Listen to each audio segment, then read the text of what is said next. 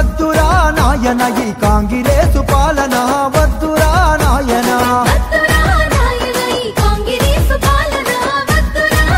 అరే వద్దురా నాయన ఈ నయవంచన పాలన వద్దురా నాయన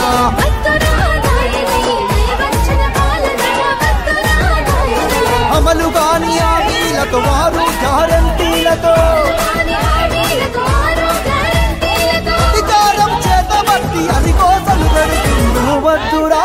అరెరె వద్దురా వద్దురా నాయన ఈ కాంగ్రెసు పాలన వద్దురా నాయన